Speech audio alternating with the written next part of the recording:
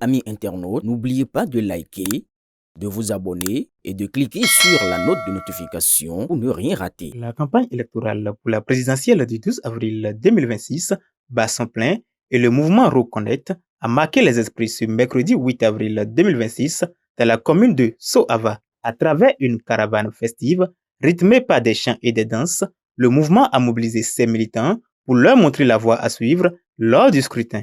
Lors de ce rassemblement, le coordonnateur national du mouvement Reconnect a rappelé l'importance cruciale de ce scrutin ainsi que les raisons qui ont motivé la tenue de cette rencontre. Reconnect, comme tous les autres mouvements, aux côtés des partis politiques, nous avons commencé depuis l'annonce du duo candidat, depuis l'investiture de Parakou. Nous avons organisé des mobilisations un peu partout et j'ai eu la chance d'être natif de la commune de Sohava et de Gambier en particulier. Nous avons décidé aussi au niveau du bureau national de faire une grande activité à Gambier.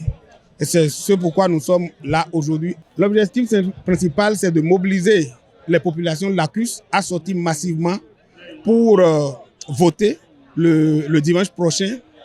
Parce que nous avons expliqué à notre population pourquoi suivre un choix fait par M.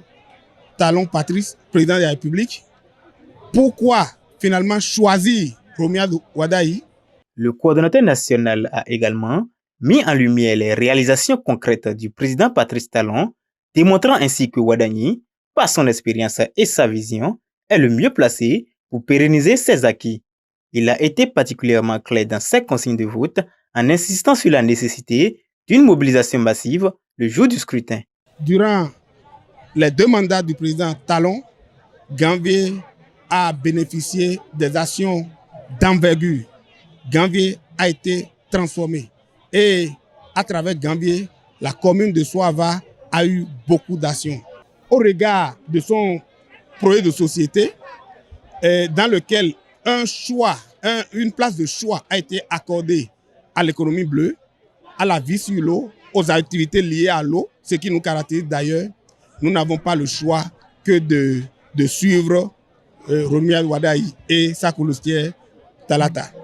Nous nous sommes dit, il ne faut pas tenir compte uniquement de nos avantages à nous. Il faut voir si l'intéressé porte entièrement le Bénin.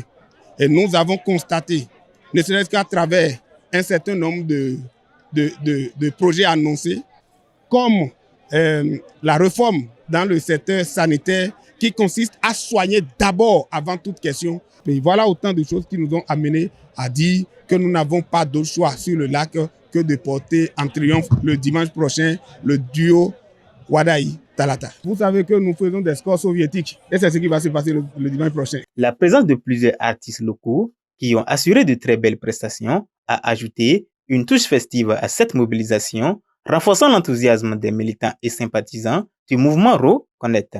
Cet événement, témoin de l'engagement du mouvement, a joué un rôle actif dans la mobilisation des électeurs pour le duo Wadayi-Talata le 12 avril prochain. Il faut rester dans le rang.